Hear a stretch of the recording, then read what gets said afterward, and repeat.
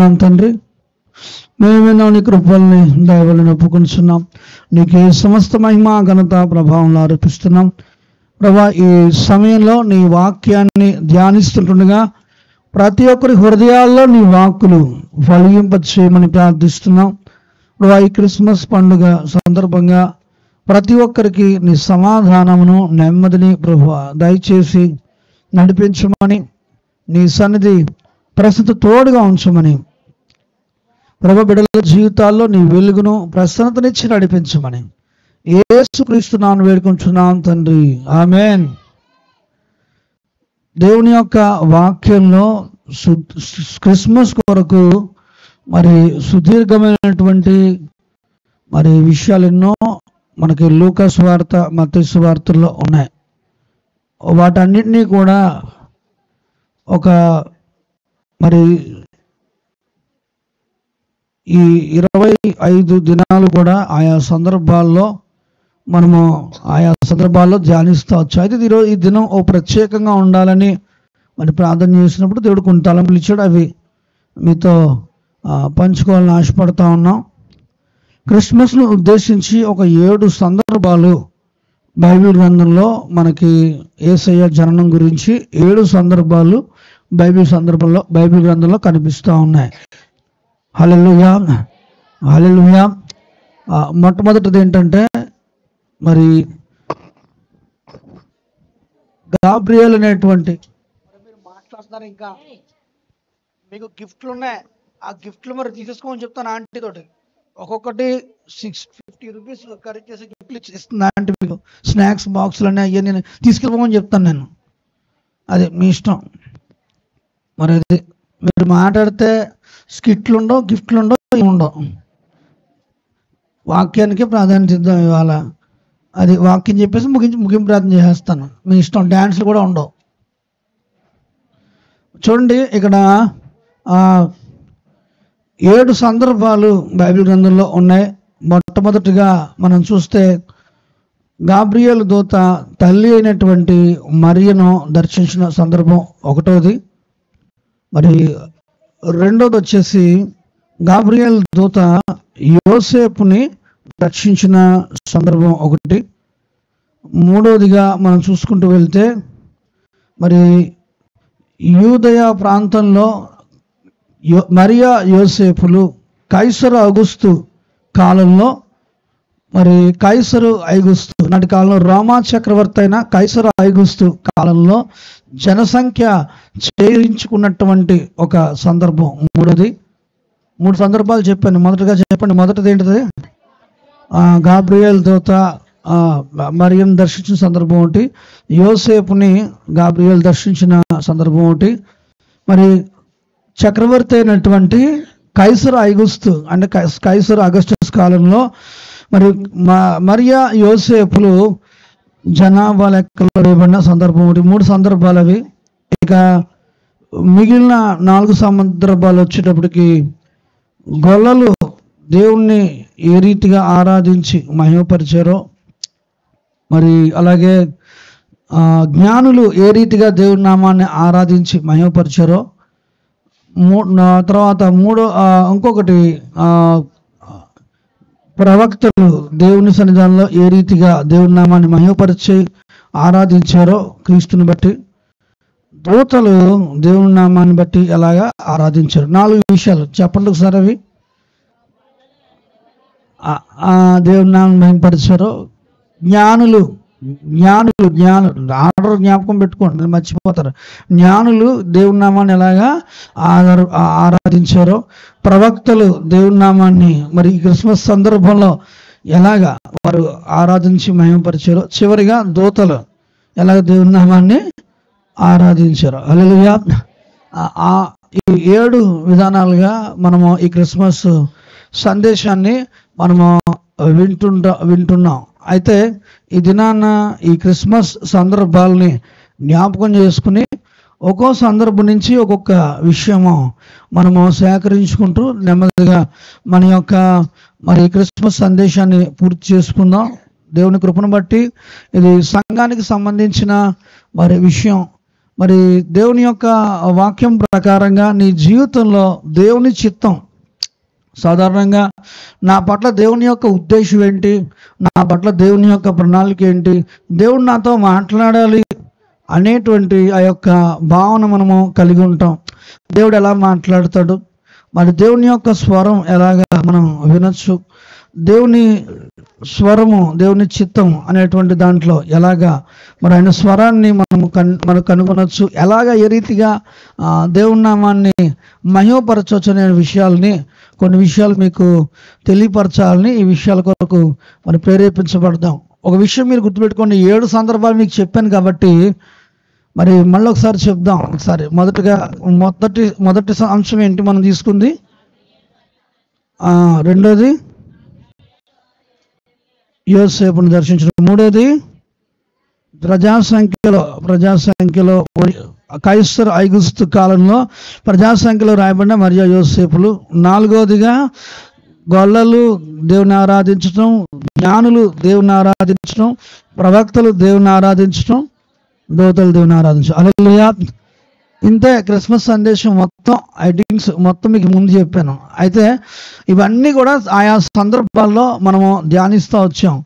అయితే వివరణాత్మకంగా ఈ మాటలు ఒక్కొక్క అంశం గురించి చెప్తూ కొన్ని విషయాలు ఈ రాత్రికాల సమయంలో జ్ఞాపకం చేసుకుని మన యొక్క వర్తమానాన్ని ముగించుకుందాం. అంతా మరి దాదాపుగా దేవుని కృపను బట్టి అరగంటలో మరి దేవుని యొక్క వర్తమానాన్ని, అరగంట 2 నిమిషాల్లో మరి ఈ యొక్క వర్తమానాన్ని మనము ముగించుకోవచ్చు. హల్లెలూయా, హల్లెలూయా. దేవుని యొక్క వాక్యంలో మనం చూస్తున్నప్పుడు మరి మరియమ్మను గాబ్రియేలు దర్శించిన ఆ యొక్క సందర్భం, ఇది లూకాసు వార్త 1వ అధ్యాయము 26 నుంచి 38 వరకు ఉందండి. మొత్తం అవసరం లేదు, మనం సింపుల్గా కొన్ని విషయాలు మాత్రమే చూసుకుంటూ వెళ్దాం. 26వ వచనం కాడి నుంచి, 1వ అధ్యాయం 26వ వచనం కాడి నుంచి చదువుదాం. 6వ నెలలో గాబ్రియేలు అను దేవదూత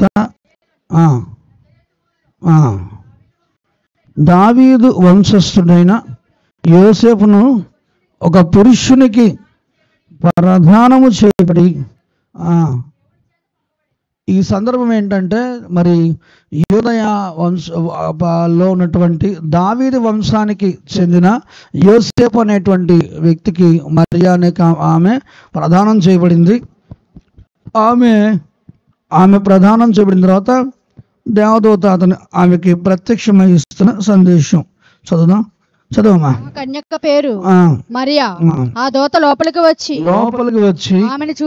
ఆమెను చూచి దయాప్రాప్తురాలా, నీకు శుభము, ప్రభువు నీకు తోడై ఉన్నాడని చెప్పి ఆమె ఆ మాటకు చెప్పిన తర్వాత ఆమె ఆ మాటకు బహుగా తొందరపడి ఈ శుభవచనం ఏమిటో ఆలోచించుకొనిచుండగా దూత మరియా భయపడకము, దేవుని వలన నీవు కృప పొందితివి, ఇదిగో నీవు గర్భము ధరించి కుమారుని కని యేసు అని పేరు పెట్టదు.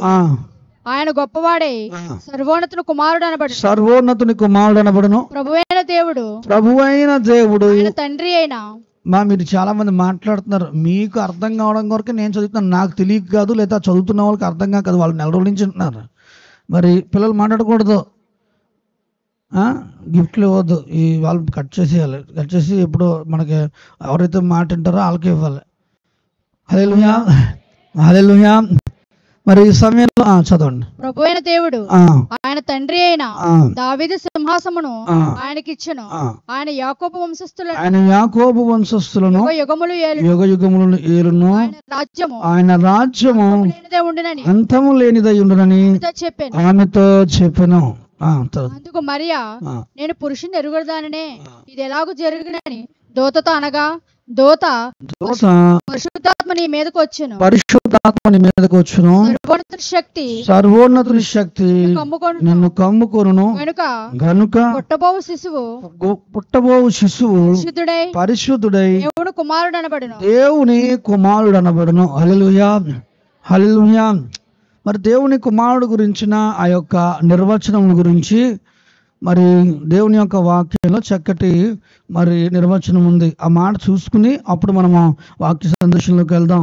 యోహాను సువార్త 1వ అధ్యాయము 1:1-14 కూడా చదివినిపించండి. దేవుని కుమారుడు గురించి ఇక్కడ రాయబడినటువంటి ఆ యొక్క నిర్వచనం ఈ విధంగా ఉంది. యోహాను సువార్త 1:1-14. ఆదియందు వాక్యం ఉండెను, వాక్యము దేవుని యొద్ద ఉండెను, ఆ వాక్యము దేవుని వద్ద ఉండెను, వాక్యము దేవుడై ఉండెను, ఆ వాక్యము దేవుడై ఉండెను, ఆయన ఆదియందు 14వ వచనం.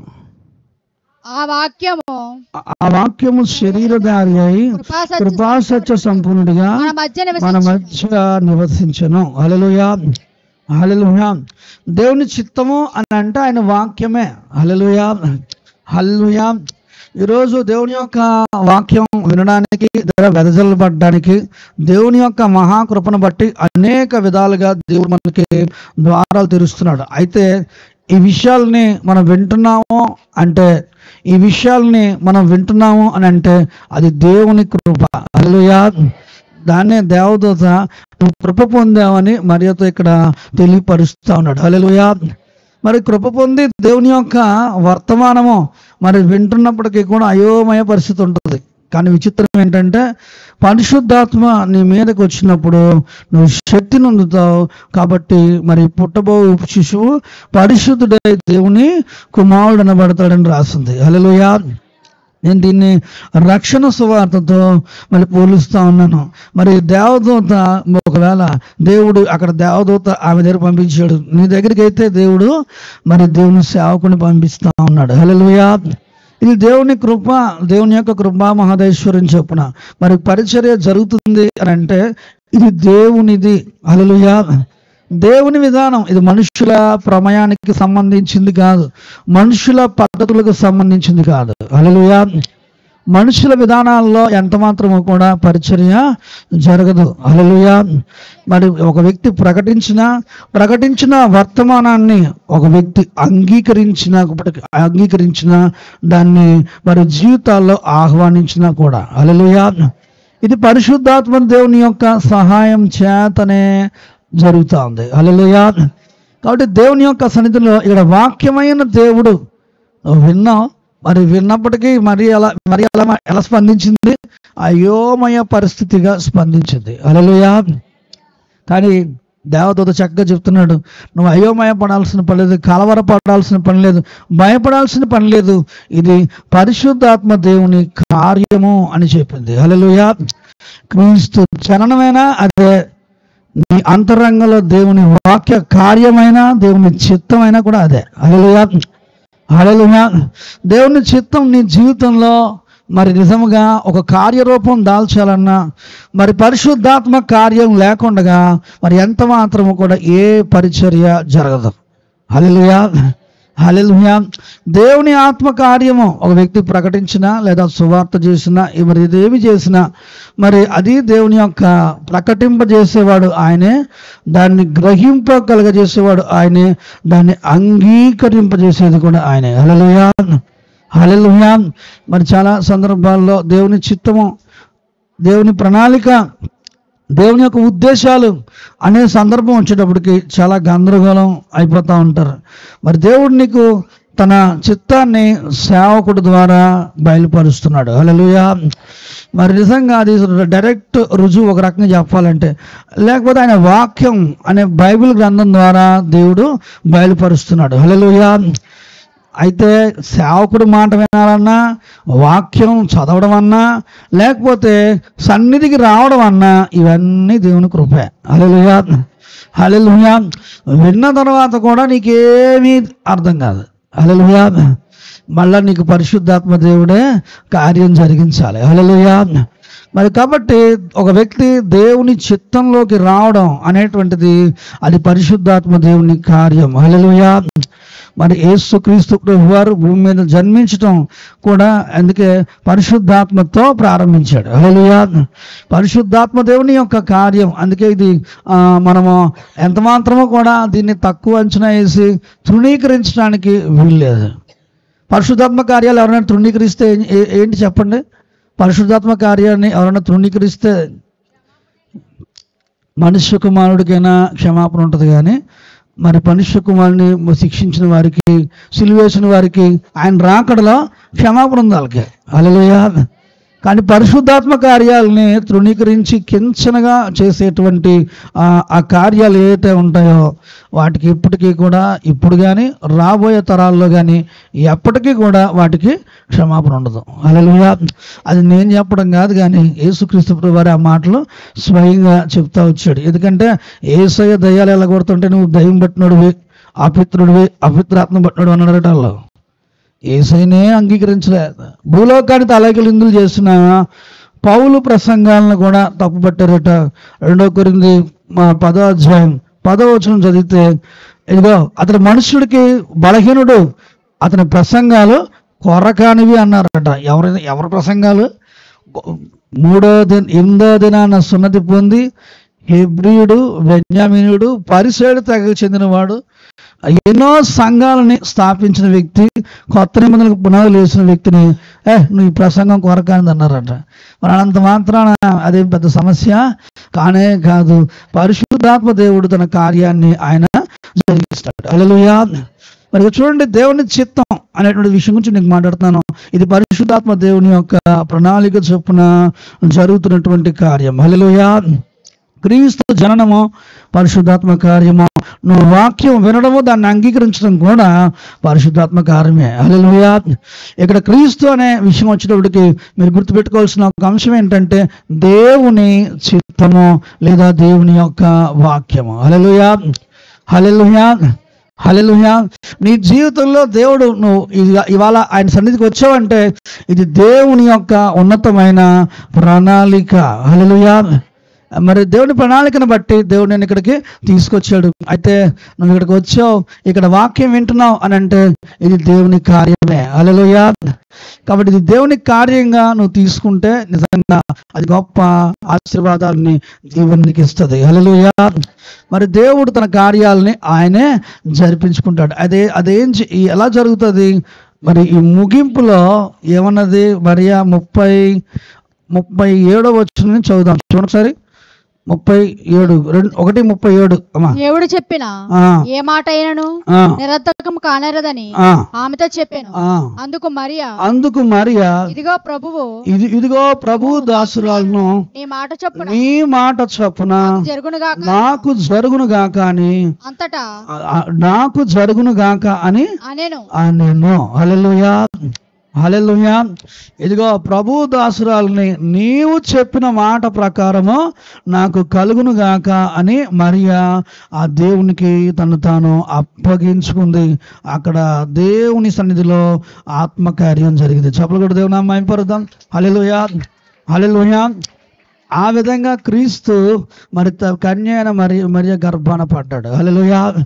మరి దేవుని సన్నిధిలో నీవు మరి దేవుని ఆత్మకి అప్పగించుకునే వ్యక్తిగా ఉండాలి, దేవుని చిత్తానికి అప్పగించుకునే వ్యక్తిగా ఉండాలి. మరి ఎప్పుడైతే నీ జీవితంలో మరి క్రిస్మస్ ఆనందం, దేవుని యొక్క ఆ యొక్క చిత్తము, దేవుని వాక్య ప్రత్యక్షత, ఆ యొక్క విధానము, ఆయన చిత్తం మన జీవితాల్లో నెరవేర్చబడాలి అని అంటే వినడము, దాన్ని గ్రహించటము, దేవునికి అప్పగించుకోవడం, అంగీకరించడము, దేవునికి అప్పగించుకోవడం అనేటువంటి అనుభవాలు నీకు ఉండాలి. హల్లెలూయా. అప్పుడే నీ జీవితంలో మరి దేవుని చిత్తము నెరవేర్చబడుతుంది. హల్లెలూయా. ఈరోజు ఈ క్రిస్మస్ పండుగ నువ్వు మరి చేయాలి అని అంటే నీ జీవితంలో ఆయన చిత్తానికి నువ్వు అప్పగించుకునే వ్యక్తిగా ఉండాలి. హల్లెలూయా. ఆయన చిత్తానికి అప్పగించుకునే ఆ యొక్క విధానం నీళ్ళు లేకపోతే ఈ క్రిస్మస్ పండుగ మరి నీ జీవితంలో అది ఏమాత్రమో మేలుదాయకంగా ఉండదు. దేవునికి అప్పగించుకునే వ్యక్తి ఎవరైతే ఉంటారో వారి జీవితాల్లో గొప్ప గొప్ప ఆత్మకార్యాలు జరిగిస్తాడు. హల్లెలూయా. దానికి డబ్బులు అక్కర్లేదు, దానికి సంబంధించి అవకాశాలు అక్కర్లేదు, దానికి సంబంధించి ఏదో ఒక మనుష్య సంబంధమైన విధానాలు ఏమీ అక్కర్లేదు. దేవుడే అవకాశాన్ని పుట్టిస్తాడు, దేవుడే ఆర్థిక సహాయాన్ని పుట్టిస్తాడు, దేవుడే ఆశ్చర్యకరమైనటువంటి అవసరతలు తీర్చగలటం కొరకు ఒక ద్వారాన్ని ఆయన తెరిచే దేవుడై ఉన్నాడు. హల్లెలూయా. ఆయనకు అప్పగించుకోవడం అనేటువంటిది నీ చేతిలో మరి దేవుడు పెట్టిన భారం.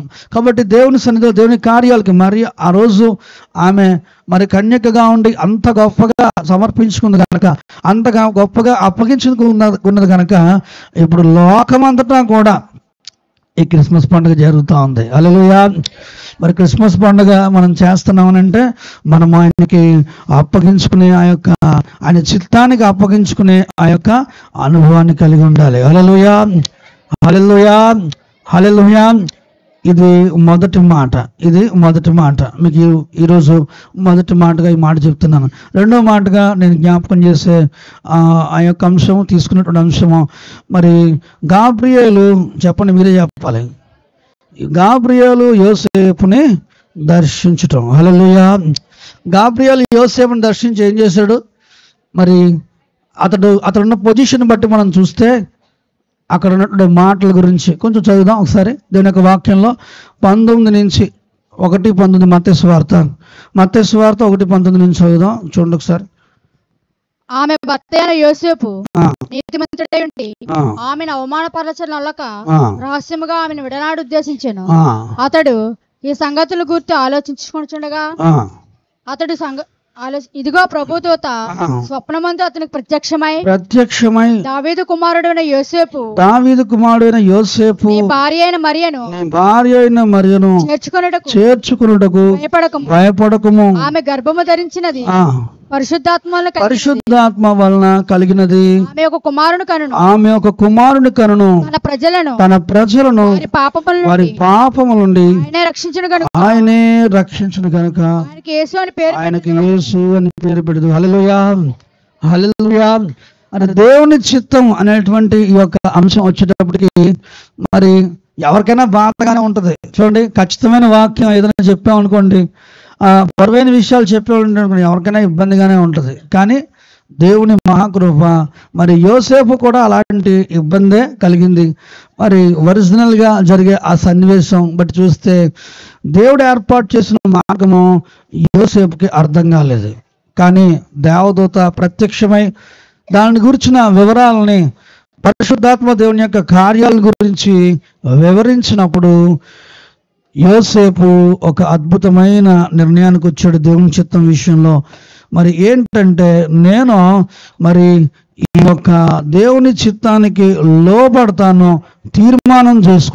లోబడ్డానికి తీర్మానం చేసుకుంటానని అతడు తీర్మానం చేశాడు. హల్లెలూయా.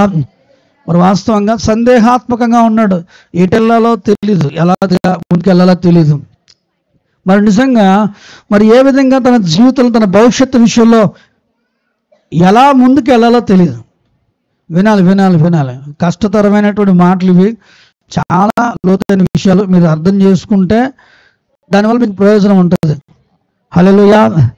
దేవుని చిత్తం అనే ఈ అంశం నెరవేర్చడానికి మరి మరియకి ఓకే అయింది, కానీ యోసేపుకి ఈ మాటలు అంగీకారంగా లేవు అప్పటికి, ఎందుకంటే దేవుడు ఇంకా మాట్లాడలేదు కాబట్టి. కానీ యోసేపుతో కూడా దేవుడు మాట్లాడినప్పుడు దేవుని చిత్తం పట్ల ఒక తీర్మానం అనేది మొదలైంది. హల్లెలూయా, హల్లెలూయా. దేవుని చిత్తం నెరవేర్చబడ్డానికి మరి అప్పగించుకోవడం మాత్రమే సరిపోదు, నీ జీవితంలో తీర్మానం కూడా చాలా అవసరం. హల్లెలూయా, హల్లెలూయా. మరి అప్పగించుకోవడంతో పాటు మరో మెట్టు ఏంటంటే, దేవుడు నీతో మాట్లాడుతున్నప్పుడు, దేవుడు నీకున్న సందేహాలు నివృత్తి చేస్తున్నప్పుడు, నీకున్న స్థితిగతులన్నీ దేవుడు మారుస్తున్నప్పుడు, నీకు అనుకూలమైన ఆ పరిస్థితులు దేవుడు కలిగిస్తున్నప్పుడు దేవుని మార్గాల్లో తీర్మానం అనేది చాలా అవసరం. హల్లెలూయా, హల్లెలూయా. అప్పగించుకోవడం మాత్రం కాదు, కానీ మరి కేవలం కొంతమంది మరి అంగీకరిస్తారు, అప్పగించుకున్నట్లుగా ఉంటారు, కానీ అభిప్రాయం చెప్పరు. అభిప్రాయం ఎందుకంటే ఏదైనా చెప్తే చేయాల్సి వస్తుందేమో అని, ఏదైనా చెప్తే దానికి కట్టుబడాలేమో అని చెప్పి, ఏదైనా తీర్మానం చెప్తే దానికి తీర్మానం చేయకపోయినా చేయాలి నువ్వు, ఎందుకంటే నీకు తెలిసింది కదా, తెలిసింది కాబట్టి ఖచ్చితంగా దాన్ని నువ్వు జరిగించాలి. అంతేగాని నేను చెప్పలేదు కాబట్టి ఏం పర్లేదు అనుకుంటాం, చాలా పొరపాటు. ఎందుకనంటే మరి తీర్మానం అనేది ఇప్పుడు ఒక వర్క్ చేయడానికి సంబంధించి ఒక సరైనటువంటి గట్టి నిర్ణయం మనం తీసుకోవాలి, దానికి సరైనటువంటి విధానం ఏర్పాటు చేసుకోవాలి. ఇప్పుడు చూడండి, ఈ మార్గం గుండా వెళ్ళాలా లేదా అనేది నిర్ణయం అయ్యాకనే కదా ప్రయాణం మొదలవుతాయి. అంతేనండి. ఇప్పుడు ఏదైనా పని చేసేటప్పుడు తీర్మానం తీసుకోకుండా మనం ప్రయాణం స్టార్ట్ చేసుకుంటామా? తీర్మానం తీసుకోకుండా ప్రయాణం స్టార్ట్ చేస్తాం మనమా? ఏ పని ఇలా చెయ్యాలి అనుకున్నాం అనుకోండి, ఖచ్చితంగా ఏ అవాంతరం వచ్చినా మనం దాన్ని నెరవేరుస్తాం. హల్లెలూయా, హల్లెలూయా. మేము గతించిన వారంలో ఒక ప్రాంతానికి సువార్త కొట్టడానికి వెళ్ళాం.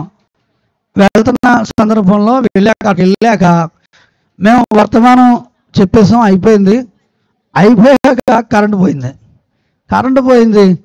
ఆయన జనరేటర్ కూడా ఏర్పాటు చేసుకోలేదు ఆ రోజున, కరెంటు కోత ఉండదు కదా అనే ఉద్దేశం, చలికాలం కాబట్టి. మరి అయితే కరెంటు పోతే కార్యక్రమం ఆగిపోతుంది. భోజనాలు ఏర్పాటు చేసుకున్నారు వాళ్ళు. ఆ పాస్టర్ గారు ఏమీ ఆలోచించట్లేదు, క్యాండిల్స్ ఇచ్చేయండి, అన్ని క్యాండిల్స్ ఇచ్చేసారు, పాట పాడించాడు, మనం పాట రక్షకుడు ఉదయించినాడు అనే పాట వాళ్ళు పాడారు. అదేవిధంగా దేవుని నామాన్ని మహిమపరిచారు. దేవుని కొరకు వాళ్ళు పని చేసుకుంటూ వెళ్ళిపోతున్నారు. అదే సందర్భంలో కేక్ కటింగ్ కూడా అయిపోయింది. విచిత్రం ఏంటంటే అదే చీకట్లో సెల్ ఫోన్స్ అన్ని ఆన్ చేసి ఆ హ్యాండ్స్ అలాగే పెట్టి నాకు పాస్టర్ గారికి కూడా సన్మానం కూడా చేస్తారు. సన్మానం అయిపోయిందో కరెంట్ వచ్చింది. హల్లెలూయా. ఆ విధంగా అయిపోయాక కరెంట్తో అప్పుడు ఫోటోలు నెమ్మదిగా కొన్ని తీసుకున్నాం. ఆ విధంగా షేర్ చేసుకుని నడిపించాం. ఎందుకు ఈ విషయాలు చెప్తున్నానంటే నాకు కూడా అనిపించింది ఏంటంటే వాళ్ళు దాన్ని పూర్తి చేయాలి. ఆ టైంలో అది ఆ కార్యక్రమం నడిపించాలని అనుకున్నారు కాబట్టి ఇప్పుడు వద్దులే గందరగోళం చేసుకుని మనం కూడా మార్చేసుకుందాం అని అనుకుంటే ఆ కార్యక్రమం జరగదు. మరి అప్పటికప్పుడు అలా వదిలేస్తే అది కాదు, దాన్ని నడిపించాలని వాళ్ళు అనుకున్నారు. వాళ్ళు ముందుకు సాగిపోతా ఉన్నప్పుడు మళ్ళీ దేవుడు ఆశ్చర్యకరంగా కరెంట్ని ఇచ్చాడు. ప్రార్థన చేసాం, మంచి వర్తమానం ఇచ్చాం. మరి అక్కడ కరెంటు సదుపాయం ఉండకూడదు అని పాస్టర్ గారు కంగారు పడుతూ ఉన్నారు. అక్కడ పాస్టర్ గారు అలా పాస్టర్ గారు అయితే భోజనాలు అవన్నీ ఎలా వడ్డించడం అనే దాని మీద మరి ప్రార్థన చేస్తాం. ప్రార్థన చేస్తూ పనులన్నీ చేసుకుంటూ వెళ్తున్నాం. ఆశ్చర్యకరంగా దేవుడు కరెంటు దయచేశాడు. హల్లెలూయా. అంటే నాకు ఒకటి అర్థమైంది, ఎలాగైనా భలే నడిపించాడు నిజంగా. ఎక్కడ డిస్టర్బ్ అనేది లేకుండా, లేదో పాట పాడతాడేమో, ఆ కరెంట్ వచ్చేదాకా పాటలు పాడుతూ కూర్చుంటాడేమో అని నేను కంగారు పడ్డాను. మరి దేవుని కృపను బట్టి కార్యక్రమం వాళ్ళు చేయాలనుకున్నారు, ఆ విధంగా దాన్ని పూర్తి చేసేసారు. హల్లెలూయా. అంటే దేవుని సన్నిధిలో మనం అనుకున్నాం, దాన్ని ఏదో విధంగా ఖచ్చితంగా ఎలా మనము చేయాలో దాన్ని జాగ్రత్తగా చేసుకోవాలి. ఆ ప్రకారం చేసుకుంటూ వెళ్తే ప్రతిదీ కూడా దేవుడే సఫలం చేస్తాడు. హల్లెలూయా, హల్లెలూయా, హల్లెలూయా. మరి నిజంగా యోసేపు తన భవిష్యత్తు కొరకు దేవుడు ఒక ఫజిల్, ఒక సందేశం పెట్టి మరి 2 మార్గాలు తన ఎదుట పెట్టాడు. ఆ మార్గాల్లో ఒక యోగ్యమైన మార్గం గుండా వెళ్ళడానికి, దేవుని చిత్తానుసారంగా వెళ్ళడానికి ఓ తీర్మానం చేసుకున్నాడు. హల్లెలూయా. మరి ఏంటంటే తల్లి అనేటువంటి ఆ మరియను చేర్చుకోవడం, ఆమె బిడ్డని కనే వరకు సంరక్షించడం, ఆ బిడ్డకి పేరు పెట్టడం, ఇవన్నీ విషయాలు కూడా యోసేపు చేశాడు. హల్లెలూయా, హల్లెలూయా. తను సేవ చేయాలని అతను ఆశపడ్డాడు. ఆ విధంగా దాన్ని జరిగించాడు. హల్లెలూయా. ఎందుకనంటే అది పరిశుద్ధాత్మ దేవుని కార్యం, ఎవరు దాన్ని తప్పుపట్టడానికి లేదు. అది పరిశుద్ధాత్మ దేవుని యొక్క సహాయం చేతనే. మరి 850 సంవత్సరాల క్రితం యెషయా భక్తుడు, 550 సంవత్సరాల క్రితం మేకా భక్తుడు పలికిన ప్రవచనాల ఆధారంగా ఆ యొక్క అద్భుతమైన కార్యము జరిగింది. హల్లెలూయా. మరి నిజంగా వాళ్ళ తీర్మానం చాలా గట్టిది, వాళ్ళు అయ్యే వరకు కూడా దాన్ని వదిలిపెట్టలేదు. హల్లెలూయా. కాబట్టి వాళ్ళ నిర్ణయం గట్టిగా ఉంది కాబట్టి దేవుడు ఆశ్చర్యకరంగా ఒక ద్వారం తెరిచాడు. అదే 3వ అంశంగా మనం మాట్లాడుకోబోయేది. హల్లెలూయా. మరి సర్వలోకమునకు ప్రజా సంఖ్య రాయవలని కైసరు ఐగుస్తు వలన ఆజ్ఞ అయిందట. హల్లెలూయా. ఎందుకు తెలుసా? అన్ని చోట్ల నుంచి జనులు రావడానికి వీళ్ళిద్దరూ బాగానే చిన్నవాళ్ళు కాబట్టి, యవన ప్రాయంలో ఉన్నారు కాబట్టి వీళ్ళు చెప్తే వినేశారు. ఇప్పుడు పెద్దవాళ్ళు అయితే వినరు. ఎందుకంటే బెత్లెహేము వెళ్ళటానికి వాళ్ళకి సరైన ఆర్థిక పరిస్థితి ఏమి లేదు. ఒక సంబంధిత కారణం లేకుండా నజరేతు అనే వారి సొంత గ్రామం నుండి బెత్లెహేము రావడానికి అవకాశం లేదు. హల్లెలూయా, హల్లెలూయా.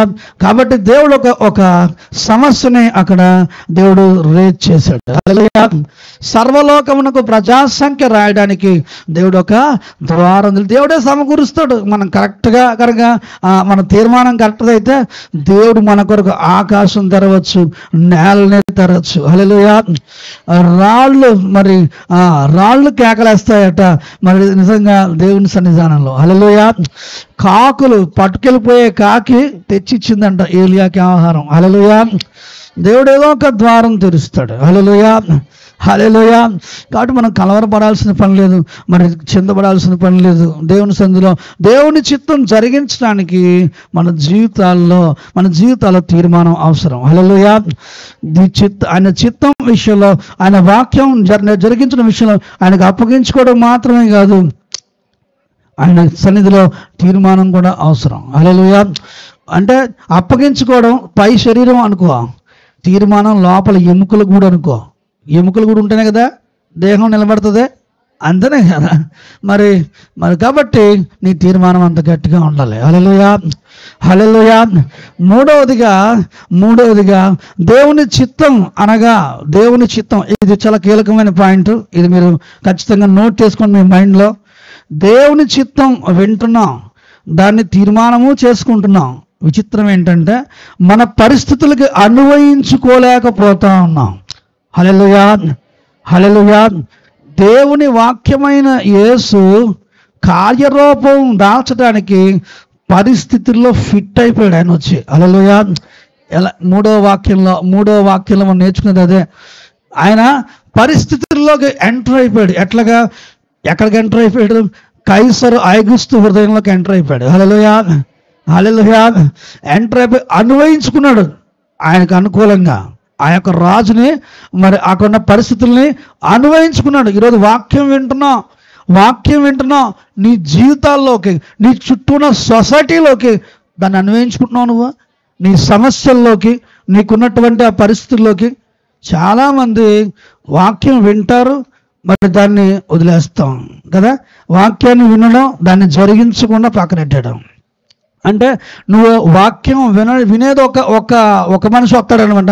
ఆ పరిస్థితుల్లోకి వెళ్ళి రెండోడు వస్తాడేమో, అంతేనా? అంటే రెండో వ్యక్తి వస్తాడా ఏంటి? అంటే నువ్వు సొసైటీలోకి వెళ్ళిన తర్వాత, అంటే నీ వ్యాపార స్థలంలోకి వెళ్ళినా, లేకపోతే నీ ఉద్యోగ స్థలంలోకి వెళ్ళినా, లేకపోతే నీ యొక్క ఇంట్లోకి వెళ్ళినా రెండోవాడు బయలుదేరతాడా ఏంటి? అలాంటప్పుడు నువ్వు దేవుని రాజ్యంలోకి ఎలా చేరతావు? సొసైటీలోకి మరి కైసరు ఐగుస్తు ఎందుకు టచ్ చేయాలి చూడండి. సొసైటీని అన్వయించుకున్నాడు ఆయనకు పరిస్థితులకు అనుగుణంగా. హల్లెలూయా. క్రిస్మస్ చేస్తున్నామంటే నీ జీవితంలో ఆయన వాక్యాన్ని నీకున్న చుట్టూ ఉన్న సొసైటీకి, నీకున్న చుట్టూ ఉన్న పరిస్థితులకి అనుగుణంగా నువ్వు మార్చుకోలేకపోతే చెక్క ముక్క చచ్చిపోయిన శవం ఎలాగైతే నీటి ప్రవాహాన్ని కొట్టుకుపోద్దో అలా కొట్టుకుపోసి వస్తుంది. అంటే నీకు స్టాండర్డ్ లేదు. ఖచ్చితంగా నువ్వు ఈ విషయంలో కూడా దానిని పరిగణలోకి తీసుకోవట్లేదు, అన్వయించుకోవట్లేదు. ఇంకేముంటుంది? విన్న వాక్యం నిష్ప్రయోజనమైందంట ఇశ్రాయేలీలకే. జ్యేష్ఠ కుమారుడు ఇశ్రాయేలీలు, నా జ్యేష్ఠ కుమారుడిని యెహోవా దేవుడు చెప్పాడు. మరి వాళ్ళే ఏమైపోయారు అక్కడ అరణ్యంలో దేవుని వాక్యము వినిన వాక్యంతో వాళ్ళు ఏకీభవించలేదు కాబట్టి విన్న వాక్యం వాళ్ళకి నిష్ప్రయోజనం అయిపోయింది. హల్లెలూయా. ఈ రాత్రికాల సమయంలో దేవుని చిత్తం అనేటువంటి ఈ క్రీస్తు వాక్యాన్ని నీ పరిస్థితులకి అన్వయించుకోలేకపోతే నువ్వు క్రిస్మస్ పండుగ చేయక. ఎందుకంటే ఇలాంటి క్రిస్మస్లు ఎన్ని వచ్చినా దానివల్ల ఏం ప్రయోజనం ఉండదు. హల్లెలూయా, హల్లెలూయా. కాబట్టి దేవుని సన్నిధిలో వాక్యం వేరు, నా జీవితం వేరు. వాక్యం వేరు, నా సొసైటీ, నా లోకం వేరు. వాక్యం వేరు, నా కుటుంబ పద్ధతి వేరు అని ఒకవేళ నువ్వు అనుకుంటే మాత్రం వాక్యమైన దేవుడే శరీరం దాల్చాడు. హల్లెలూయా. ఆ విషయం గుర్తుపెట్టుకో. మరి ఆ వాక్యాన్ని పక్కన పెట్టి ఏదో నువ్వు చేయటానికి ప్రయత్నం చేస్తే మాత్రం నువ్వేమి ఇలాంటి పండుగలు ఎన్ని జరిగినా నీ ద్వారా ఎలాంటి ప్రయోజనం ఉండదు. హల్లెలూయా, హల్లెలూయా. కాబట్టి యేసుక్రీస్తు ప్రభువారు పుట్టినప్పుడు అక్కడ స్థానిక పరిస్థితులను కూడా మరి ఆయన తల్లి గర్భంలో పడినప్పుడు మొదలుకొని స్థానిక పరిస్థితులు కూడా ప్రభావితం చేస్తాడు ఆయన. హల్లెలూయా, హల్లెలూయా. దేవుని కుమారుల ప్రత్యక్షత కొరకు సృష్టి యావత్తు ఎదురు చూస్తా ఉన్నాడు. చెప్పలు కూడా దేవుని నామమున పరుద్దాం. హల్లెలూయా. దేవుని కుమారుల కుమారుల కుమారుల ప్రత్యక్షత కొరకు. హల్లెలూయా. ఎవరు తెలిసే వాళ్ళందరూ కుమారులు అంటే ఎవరు? నీవు నేనే. హల్లెలూయా. నీ పితరులకు బదులుగా నీకు కుమారులు ఉందన్నారు దేవుని యొక్క వాక్యంలో వాగ్దానం. హల్లెలూయా. దేవుని సన్నిధానంలో కుమారులు అంటే ఆయన ఎందరైతే అంగీకరిస్తారో వారందరూ కూడా ఆయన కుమారులు కుమార్తెలు. నువ్వు సృష్టి శాపాన్ని తొలగించకుండా ఆ శాపాన్ని నువ్వు పట్టుకుని అలా వేలాడుతూ ఉంటే ఇప్పటికీ కూడా దానివల్ల ప్రయోజనం ఉండదు. నువ్వు ప్రభావితపరచకుండా క్రీస్తు జననం ఏం చేసింది? యావత్ హిస్టరీని కూడా అది ప్రభావితం చేసింది. హల్లెలూయా. చరిత్రని ప్రభావితం చేసింది క్రీస్తు జననం. హల్లెలూయా. 2 విభాగాలుగా అది మార్చేసింది, క్రీస్తు శకముగా క్రీస్తు పూర్వంగా. హల్లెలూయా. ఒకవేళ నువ్వు క్రైస్తవుడు అయితే నీ చుట్టూ ఉన్న పరిస్థితులు ప్రభావితం చేయలేకపోతే మరి ఎంత మాత్రము కూడా క్రిస్మస్ చేయడానికి అర్హుడు కాదేమో అనిపిస్తుంది నాకు. ఎందుకనంటే దేవుని సన్నిధానంలో మనము దేవుని బిడ్డలుగా మరి చరిత్ర పురుషుడిగా క్రీస్తు జన్మించాడంటే ఆయనని అంగీకరించే బిడ్డలు కూడా ఒక అద్భుతమైన ఒక సెన్సేషన్గా వాళ్ళు జీవించాలి. హల్లెలూయా. అలాంటి అద్భుతమైన వ్యక్తులుగా మరి బిడ్డలు ఉండాలనేటువంటిది ఆయన యొక్క ఉద్దేశం. ఆయన ఎలాగైతే చుట్టూ ఉన్న పరిస్థితుల్ని ప్రభావితం చేశారో మరి అలాగా మన జీవితాలు ప్రభావవంతంగా ఉండాలి. ఎలా ప్రభావితం చేయడం అంటే అల్లరితోటి, గొడవతోటి, లేకపోతే మనకు తెలిసిన అసాంఘిక కార్యక్రమాలతోటి ప్రభావితం చేస్తారా? ప్రభావితం చేయొచ్చు. ఇంకా ఆ రేంజ్లో కూడా ప్రభావితం చేసే వాళ్ళు ఉన్నారు. మరి అలా ప్రభావితం చేస్తున్నావు కానీ అలాంటి ప్రభావాలు ఉన్నాయి కానీ దేవుని నీతి కార్యాల చేత, వెలుగు సంబంధమైన కార్యాల చేత, వాటి చేత ప్రభావితం చేసేటువంటి వాళ్ళ సంఖ్య చాలా తక్కువగా ఉంది. కాబట్టి దేవుని బిడ్డలుగా మంచి నువ్వు ప్రభావితం చేయి. అయితే మరి దేవుని వాక్యం చెప్తుంది, వాక్యానుసారమైన రీతి జీవితాన్ని మరి నువ్వు అన్వయించుకోవాలని ఈ రాత్రికాల సమయంలో ఈ 3వ పాయింట్గా మీకు ఈ మాటని జ్ఞాపకం చేస్తున్నాను. హల్లెలూయా, హల్లెలూయా. 4వదిగా దేవుని యొక్క వాక్యము. మరి ఇక స్పీడ్గా చెప్పుకుంటూ వెళ్ళిపోదాం. మరి గొల్లలు వారు దేవుని ఆరాధించిన పద్ధతి మనం గమనిస్తే 13, 14 వచనాలు 2వ అధ్యాయం లూకాసు వార్త 13, 14, 15 వచనాలు చదువుదాం. లూకాసు వార్త. వెంటనే పరలోక సైన్య సమూహం. ఒక నిమిషం అది కాదు, 14 నుంచి చూడు. సర్వోన్నతమైన స్థలములలో 15 నుంచి వద్దులే. ఆ దూతలు తమ యొద్ద నుండి పరలోకమునకు వెళ్ళిన తరువాత గొర్రెల కాపరులు జరిగిన ఈ కార్యమును ప్రభువు మనకు తెలియజేయించి ఉన్నాడు. మనము బెత్లెహేము వరకు వెళ్ళి చూద్దాం రండి అని ఒకరితో ఒకరు చెప్పుకొని త్వరగా వెళ్ళి యోసేపును తొంటిలో పండుకొని ఉన్న శిశువును చూచిరి. వారు చూచి ఈ శిశువును గూర్చి తమతో చెప్పబడిన మాటలు ప్రచురము చేసిరి. హల్లెలూయా, హల్లెలూయా. అంటే ప్రచురం చేయడం అంటే సాక్ష్యం ఇచ్చారు. హల్లెలూయా. దేవుని చిత్తము మన జీవితాల్లో మన చుట్టూ ఉన్న ఆ యొక్క పరిస్థితులకి అన్వయించుకున్న తర్వాత, మన జీవితాల్లో మన బ్రతుకుల్లో ఆయన చిత్తాన్ని అన్వయించుకున్న తర్వాత మరి ఏం చేయాలట? సాక్ష్యం ఇవ్వాలి. హల్లెలూయా, హల్లెలూయా. మనం విన్న వాటిని కన్న వాటి విషయంలో సాక్ష్యం ఇచ్చి దేవుని నామాన్ని మహిమపరచాలి. హల్లెలూయా. గొల్లలు అలా చేశారు. నేను చెప్పాను, అంశం స్టార్ట్ చేసేటప్పుడు చెప్పాను, మీ ఆత్మీయ జీవితానికి అవసరమే విషయాలే ఇవన్నీ క్రిస్మస్ సందేశం ద్వారా మీకు చెప్తానని చెప్పాను, అన్వయించి చెప్తానని చెప్పాను. అలాగే చెప్తున్నాను, మీరు గమనించండి. 4వ అంశం వచ్చేటప్పటికి, మొదటి అంశం వచ్చేటప్పటికి దేవుని చిత్తానికి నువ్వు అప్పగించుకోవాలి. 2వ అంశం వచ్చేటప్పటికి అప్పగించుకున్న నీవు సరైన తీర్మానంతో నీ ప్రయాణం ఉండాలి. 3వదిగా దేవుని సన్నిధానంలో నీ యొక్క తీర్మానం మరి తీసుకున్నావు, మంచిది, మరి బయటకు వచ్చేసావు, ఇక అక్కడి నుంచి ఏం చేయాలి? అన్వయించుకోవాలి. నీకున్న పరిస్థితులకి, నీకున్న యొక్క విధానానికి వాక్యాన్ని అన్వయించుకోవాలి. 4వదిగా నువ్వు విన్న వాటిని, కన్న వాటిని గురించి సాక్ష్యం ఇవ్వాలి. హల్లెలూయా.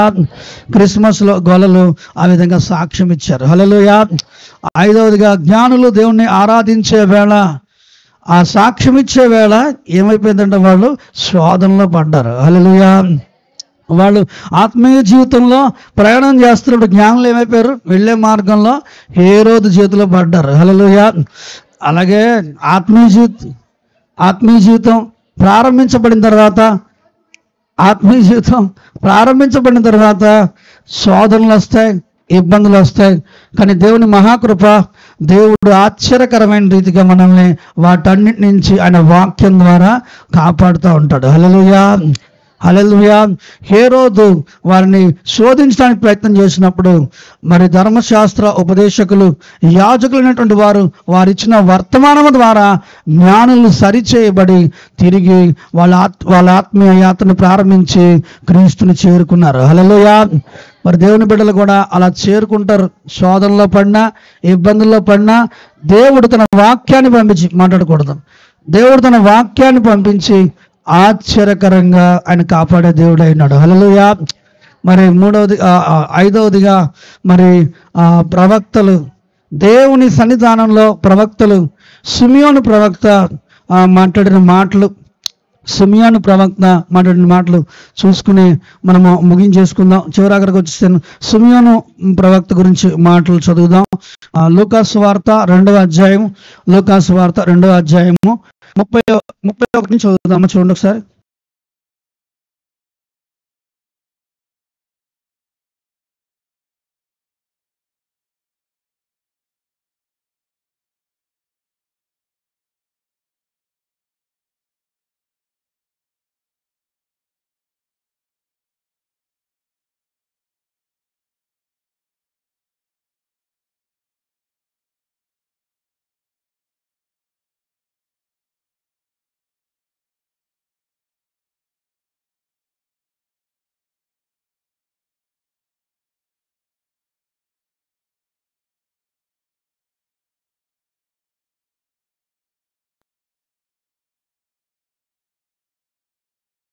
మన ఇంటి వారికి, హల్లెలూయా, ఇంట బయట కూడా నీ యొక్క సాక్ష్యము నీ ద్వారా లోకానికి వెళ్ళడవ్వాలి. హల్లెలూయా. ఇంటి వారికి గొప్ప ఆశీర్వాదకరంగాను, బయట ఉన్న వారికి వెలుగుగాను. హల్లెలూయా. మరి నిజంగా నీ ఆత్మీయ జీవితంలో అలాంటి కార్యాలు జరుగుతున్నాయా? నువ్వు రక్షణ పొంది దేవుని చిత్తం గుర్తెరుగుతున్నావు. నీ ద్వారా మరి ఇంట్లో ఉన్నటువంటి వారికి, బయట ఉన్నటువంటి వారికి సాక్షార్థమే దేవుని యొక్క వాక్యం వెళ్తా ఉందా? దేవుని సన్నిధానంలో కొంతమందికి నువ్వు సువార్త చెప్పేటువంటి విధంగా నీ రక్షణ జ్ఞానం నీ నుండి వెల్లడవుతా ఉందా? యేసుక్రీస్తు ప్రభువారిలో ఈ కార్యాలు ఉన్నాయి. ఆయన బిడ్డవైతే, ఆయన అంగీకరించిన వ్యక్తివైతే నీలో ఆ కార్యం ఉంటుంది. హల్లెలూయా. అలా ఉంటే ఈ క్రిస్మస్ చేయి. హల్లెలూయా. హల్లెలూయా. మరి చివరిగా దేవుని సన్నిధానంలో దేవదూతలు దేవుణ్ణి ఆరాధించారట. హల్లెలూయా. హల్లెలూయా. వ్యక్తిగతంగా వాళ్ళు సువార్త చెప్పారు, తర్వాత సమూహంగా దేవుణ్ణి వాళ్ళు ఆరాధించారు. హల్లెలూయా. వాళ్ళు ఎలాంటి ఆరాధన చేశారనంటే వ్యక్తిగతంగాను సంఘంగాను దేవుని ఆరాధించారు. అందుకే ఆ ఆరాధనకి వాళ్ళు పెట్టిన పేరు ఏంటంటే సర్వోన్నతమైన స్థలాల్లో దేవునికి మహిమ. హల్లెలూయా. సర్వోన్నతమైన ఆరాధనగా వాళ్ళు దేవుణ్ణి ఆరాధించారు. హల్లెలూయా. మరి ఉన్నత స్థలాల్లో ఆరాధన చేయడం మనం పాత నిబంధనలో చూస్తుంటాం. మరి వాటన్నిటికంటే శ్రేష్టమైన ఒక ఆరాధన ఏంటంటే పరలోకము భూలోకం కలిసే ఆయన సంఘంలో జరిగే ఈ ఆరాధన. హల్లెలూయా. ఈరోజు దేవుని చిత్తం జరిగించే వారి జీవితాల్లో వ్యక్తిగతంగా దేవుని ఆరాధించేవారిగా ఉండాలి, సంఘముగా కూడా దేవుని ఆరాధించే వ్యక్తులుగా ఉండాలి. హల్లెలూయా. మరి సంఘంగా ఆరాధించేటువంటి క్రమాన్ని మరి దేవుని దూతలు నేర్పిస్తున్నారు.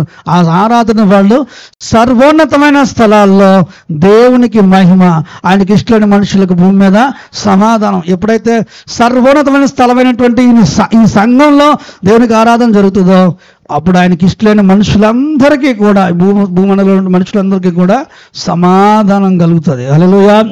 ఈరోజు మనము అందుకే వ్యక్తిగతంగా ఇంటింటా క్రిస్మస్ కార్యక్రమాలు చేస్తున్నాం, సంఘపరంగా కూడా ఈ క్రిస్మస్ ఆరాధన చేస్తున్నాం. హల్లెలూయా, హల్లెలూయా. కాబట్టి దేవుని వ్యక్తులు, కుటుంబాలు దీవించబడాలి, సంఘము కూడా సంఘముగా కూడా మనం దీవెన చూడాలి. హల్లెలూయా. ఈ సంఘముగా చేసే ఈ ఆరాధననే సర్వోన్నతమైన స్థలాల్లో జరిగే ఆరాధన అంటున్నాను. ఎందుకంటే ఉన్నతమైన ఆరాధన భూమి మీద కొండల మీద జరిగే ఆరాధన కంటే, గుట్టల మీద జరిగే ఆరాధనల కంటే దేవుని మందిరంలో పరలోక గమని అని పిలువబడేది, మరి దేవుని నిచ్చెన అనేటువంటి పిలువబడిన ఆయన శరీరం అనే ఆయన సంఘములో జరిగేటువంటి ఆ అద్భుతమైన ఈ యొక్క ఆరాధన మరి సర్వోన్నతమైన స్థలాల్లో దేవునికి ఆరాధన. హల్లెలూయా. ఎప్పుడైతే ఈ ఆరాధనకు ఒక వ్యక్తి వస్తారో ఆ వ్యక్తి దీవించబడతాడు. హల్లెలూయా. ఆ వ్యక్తి సమాధానం చేత నింపబడతాడు. హల్లెలూయా. ఆ వ్యక్తి నెమ్మది చేత నింపబడతాడు. కాబట్టి దేవుని సన్నిధానంలో ఆయన చిత్తము గుర్తెరిగా వారి జీవితాల్లో వ్యక్తిగతంగాను సంఘముగాను కూడా వారు ఆరాధించే అనుభవాలు కలిగి ఉండాలి. అప్పుడు వాళ్ళ జీవితాల్లో సమాధానము, నెమ్మది దేవుడు అనుగ్రహిస్తాడు. హల్లెలూయా, హల్లెలూయా. ఈరోజు క్రిస్మస్ చేస్తున్న ప్రతి ఒక్కరి జీవితాల్లో, క్రిస్మస్లో పాల్పొంగులు పంచుకుంటున్నా మరి ప్రతి ఒక్కరి జీవితాల్లో మరి దేవుని చిత్తం పట్ల, దేవుని యొక్క ఉద్దేశాల పట్ల ఒక ఆలోచన కలిగి ఉండాలి. దేవుని చిత్తాన్ని నువ్వు అప్పగించుకునే వ్యక్తిగా ఉండాలి. దేవుని చిత్తం విషయంలో తీర్మానం ఉండాలి. దేవుని యొక్క చిత్తం అనేటువంటి ఆయన వాక్యాన్ని నీ జీవితానికి అన్వయించుకోవడం ఉండాలి. నీ జీవితంలో మరి సాక్ష్యం ఇచ్చే మనస్సు ఉండాలి. దేవుని సన్నిధానంలో ఆ యొక్క మరి సాక్ష్యం ఇచ్చే వేళ ఏదో చాలా సులభంగా సుఖంగా ఏమి ఉండదు, అది శోధనకరంగానే ఉండొచ్చు కొన్నిసార్లు. అయినప్పటికీ కూడా దేవుడు ప్రతి శోధన నుంచి మనల్ని తప్పించే దేవుడు అన్నాడు. హల్లెలూయా. జ్ఞానులను ఆ విధంగా దేవుడు తప్పించాడు. హల్లెలూయా.